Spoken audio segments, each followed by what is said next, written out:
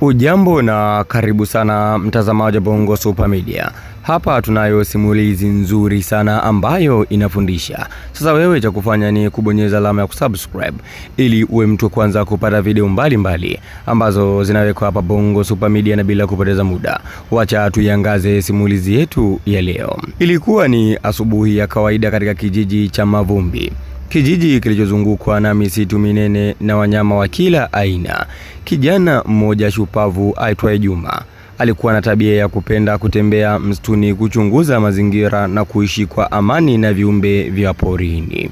Na huo ndio ulikuwa utaratibu wa kwake Juma. Mara kadha wa kadha huwa anakwenda msituni kwa ajili ya kuangalia mazingira na kucheza na viumbe ambavyo vipo msituni. Siku moja alipokuwa akitembea msituni kama ilivyo desturi yake, alisikia sauti ya maumivu ikitoka mbali sana. Aliamua kufuata sauti hiyo kwa tahadhari. Alipokaribia, alikuta tembo mdogo akiwa amezama kwenye tope zito, akijaribu kujinasua bila mafanikio. Macho ya tembo yalikuwa na huzuni ya kina na miguno yake ya uchungu ilimtikisa sana Juma katika moyo wake.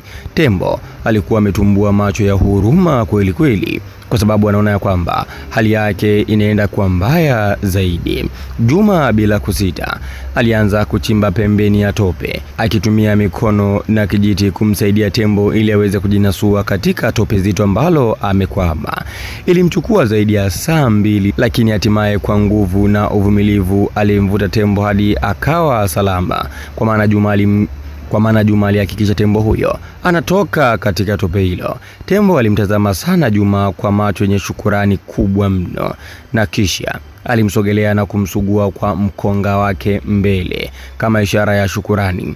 Kisha akatoweka msituni pole pole, huku akiwa anajua kabisa bila Juma yeye asingetoboa. Wiki moja baadaye, kijiji cha Mavumbi kilipatwa na huzuni kubwa sana.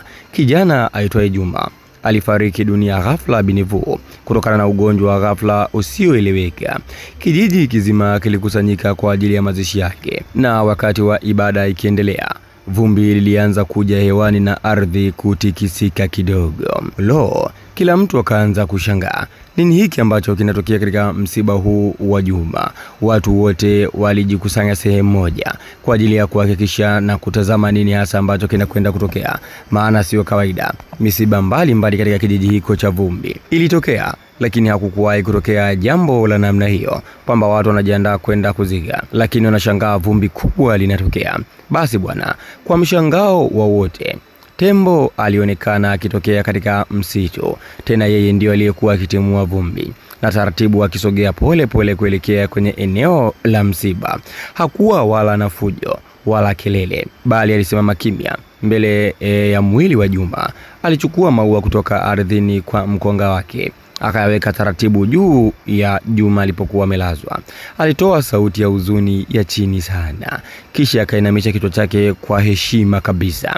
Watu wa kijiji walibaki kimya, wakashangaa ni jambo gani hili ambalo linatokea hii leo katika msiba huu wa Juma. Hakika watu wa kijiji machozi yaliendelea kuwatoka, wakitambua kwamba hadi mnyama anatambua thamani na mchango wa Juma katika jamii. Walielewa kuwa wanakijiji ya kwamba huyu hakuwa tembo wa kawaida, bali ni yule aliyekuwa amehifadhiwa ahadi ya moyo, ahadi ya shukurani. Yule tembo ambaye Juma alimsaidia kwa sababu aliwahi kuwasimulia wanakijiji.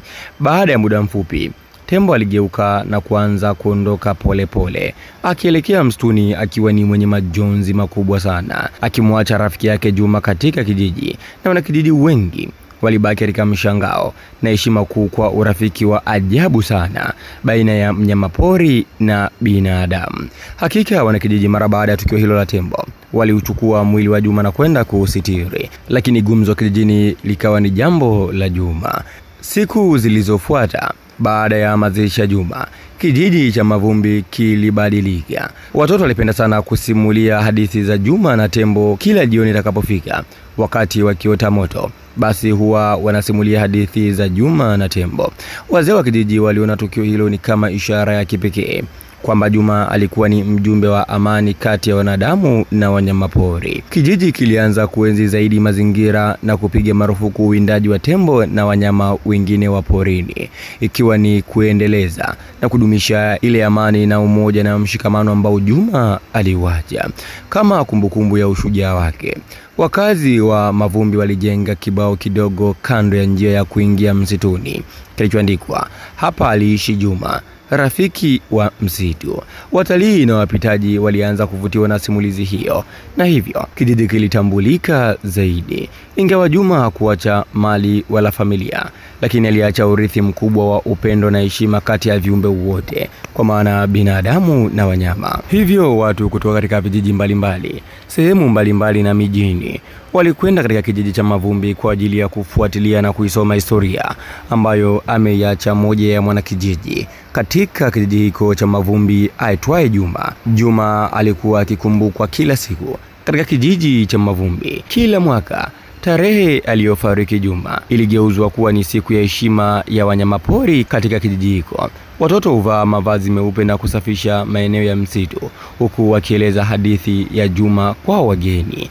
Na ingawa tembo hakuwahi kuonekana tena kijijini hapo, kila mtu aliamini kuwa bado yupo msituni akiishi kwa amani, akimkumbuka rafiki yake wa pekee aliyemwokoa siku ile ya tope. Kutokana na jambo hili ambalo lilitokea katika kijiji, wanakijiji waliamini kwamba kila mnyama ana kusudi lake na hakuna ugomvi baina ya binadamu na wanyama. Na hakika Juma ndio aliwafumbua wanakijiji wa kijiji cha Mavumbi kuwa hakuna ugomvi baina ya binadamu na wanyama. Mtazamaji Bongo Super Media, hii ni simulizi nzuri ambayo inafunza na kuelekeza ni jinsi gani binadamu anaweza kuishi vizuri na wanyama. Lakini kwa dunia ya leo, binadamu amuone tembo amekwama sehemu, basi kitakachofanyika hapo ni kwenda moja kwa moja kumshambulia ili yeye ajikinge dhidi ya tembo. Lakini kiukweli kuna wakati wanyama na wenyewe wanahitaji msaada, kama ambavyo binadamu huwa anapata msaada.